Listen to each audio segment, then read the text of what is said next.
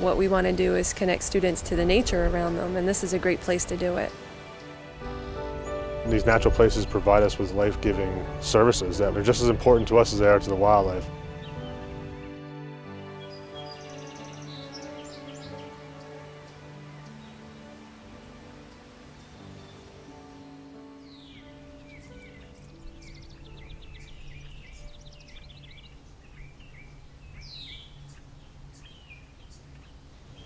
Natural systems support life on the planet. Healthy functioning ecosystems provide clean air and fresh water, sequester carbon, produce food and pollinate our plants. In addition, they stabilize climate and prevent erosion. Our goal at Duke Farms is to help educate our visitors about these services that are so important to our survival. At Duke Farms, we renovated our existing buildings to be more energy efficient and are managing the regeneration of our native plants to foster healthy landscapes. Through our outdoor educational programs, we can excite people about the value of this for present and future generations. We invite you to take advantage of Duke Farms and use it as an outdoor learning center for your schools. Well, you can think about Duke Farms as a gigantic laboratory where you can actually handle nature, explore nature, feel it.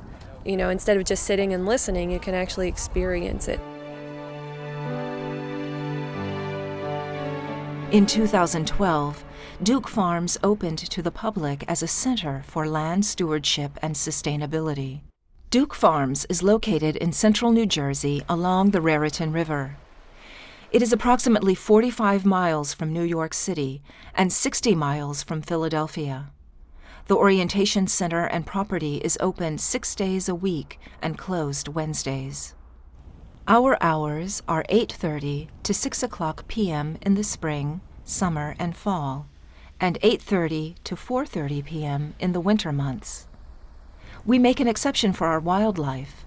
They can stay year-round or during the time of year they migrate through. When you arrive at Duke Farms, you will come to the Orientation Center where your class visit begins. Inside the Orientation Center are restrooms and water dispensers for refilling your reusable bottles. You can learn more by visiting our exhibits. A few other tips for your visit. Dress comfortably for the out-of-doors.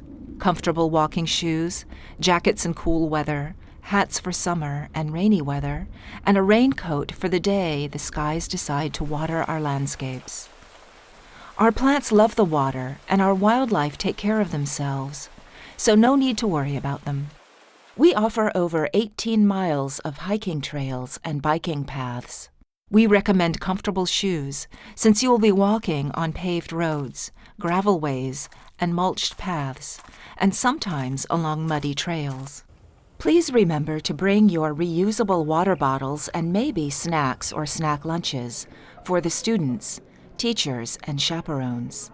Remember, since you will be propelling your bodies around Duke Farms, you'll need the extra energy. The flowers in the meadows attract many types of insects who may want to investigate you as well. If you do not like insects getting close to you, please consider bringing along insect repellent. Remember, poison ivy is a native plant and a valuable part of the ecosystem. Though not everyone is allergic, it is important to learn to identify it before your visit. We provide many trails without cars, trucks, and buses, but the path to our central core crosses a busy road. Take special precaution when crossing Duke's Parkway West. Activate the signal light, wait for oncoming cars to stop, and stay in the crosswalk. We are asking the students to remember, and the teachers too, and all visitors, not just school groups, that to remember that this was built specifically as a home for animals, for insects, for birds, for our otters, for our raccoons, for our bald eagles. Anybody who visits here treats it as they are a guest in somebody else's house. Duke Farms is 2,740 acres of open land and provides habitat for many native species.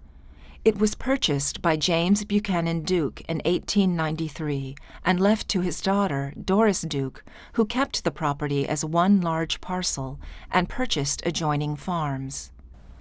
You can explore miles of paths through woods and meadows and along lakes and streams to see how natural and human history shaped the landscape. Our historic farm barn has been restored to house the orientation center and exhibits, a classroom and cafe, and staff offices. Meadows have been regenerated to include tall native grasses and wildflowers that provide food and shelter for many species of wildlife throughout the seasons. Woodlands change their foliage throughout the year from season to season, providing a place for plants and animals to survive. A minor tributary of the Raritan River offers habitat for resident and migratory wildlife. In an effort to regenerate this riparian zone, Duke Farms replaced invasive species of trees and shrubs with native fruit-bearing shrubs. Man-made lakes, originally designed as aesthetic features, are now naturalized aquatic habitats. Built in 1905, the hay barn was at the hub of farming activity. It originally housed a hay press, a tool that baled hay into compact squares, and was important to early agriculture at Duke Farms. Today, it remains as a ruin to an era past. The coach barn, with its distinctive clock tower and rustic walls, made from fieldstone gathered from local quarries, once contained stables for horses at one end and an office for J.B. Duke and his estate manager on the other. Its 5-story clock tower still chimes the hours. The Orchid Range, built in 1899, has been renovated to LEED Gold standard, and today houses a tropical display, a subtropical coastal display, and support houses for native plants and orchids.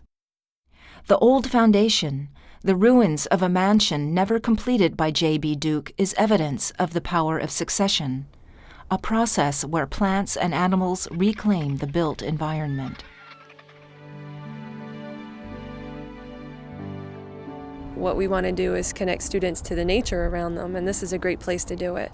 And what we want teachers to know is that you can connect any subject to the nature that's around them. And though Duke Farms is big and not like many places in New Jersey, you can take home a lot of information from here and use it in your schoolyard, in the local park, around the street tree, in whatever nature you have access to. You can take what you find here and translate it to the students' lives in their own community. Of course, the value to getting out in nature is that you'll never have a hawk fly by your head in the classroom sitting at a desk, or you'll never hear real bird song in the classroom from native songbirds. And though you might grow plants in your classroom or in a school garden, they're not in their natural settings, and here you can see those. Experiential learning and feeling and understanding internalizes what you're experiencing. So just getting out on a walk with someone who's got some knowledge of what you're seeing and why it's important and how it's functioning and how it affects your life is vital. I think that our philosophy of self-discovery and the fact that if you come here on a field trip, it's going to be a self-guided field trip, that we want the teachers to be involved and we want the kids to explore and feel welcome and able to go and turn over a rock and pick up some leaves and look under bark of trees and have the binoculars in their hands to watch the birds, use field guides, and learn techniques that professional conservationists and ecologists use. I think that starting that at a young age gets people more involved, gets the students more involved, and asking more questions that'll continue from Duke Farms into the classroom and then also into their home life. And I think having the students here is a great way to start the conversation going about sustainability and ecology. We have 18 miles of trails. It is tough to get around and see the whole thing, so you really want to have a focused field trip. And so what we ask teachers to do is to tell us what they're trying to learn here. Things that you can do here, you can do ecological scavenger hunts and find out about ecological services that our meadows and woodland edges and woodlands provide. You can explore the farm barn and learn all about sustainable initiatives. and explore our meadows looking for insects and pollinators. There's a ton of different things you can do.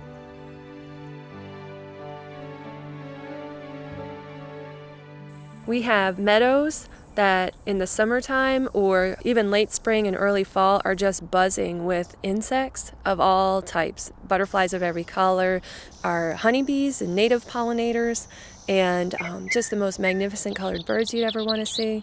So we have those and that type of habitat, which is kind of hard to find around New Jersey. So it's a unique place to come. Then we have our woodlands, where you can see great big trees, beautiful fall color, early spring wildflowers in the forest floor, and again, our songbirds and even some mammals that you might see here. Then you have forest areas that are very unique, and there are so many different types of forests depending on where you are in the globe. In this area of the country, it's mostly dominated by oak hickory type forests, which oak trees and hickory trees are the dominant species in that larger over canopy. But within that, there are different stratas of life, and there's shrub layers, there's wildflowers in the spring before the leaves come on. And then we have the unique habitat of forest edge, and there you see a whole different type of bird and different types of animals. On Duke Farms, there's 9 lakes that cover about 75 acres of land. They were all man-made in the early 1900s. But over the last 100+ years, they've really naturalized and become vital habitats for a lot of species that require the aquatic kind of system, from the river otter to the minks. For mammals, there's a lot of turtles and fish species and salamanders. Before it freezes up, a lot of waterfowl have been utilizing this area as a stopping area on their way south for eons. And regularly we'll have thousands of waterfowl that stop onto our man-made lake system. And I think because of the lake system also is another reason that we have bald eagles come to the property. They did end up nesting along the Raritan River and the proximity of the river, but I think a lot of times I've noticed observationally when the river floods and becomes muddy, the refuge of fishing and for hunting is on those lake systems that are still clear. And they can still actively fish and provide food for their young. The value of coming to Duke Farms is that there's a lot to learn from the natural area. But I would also say the magical thing about Duke Farms is the effort to show that it can be done on a grand scale, but it can be done on a small scale too.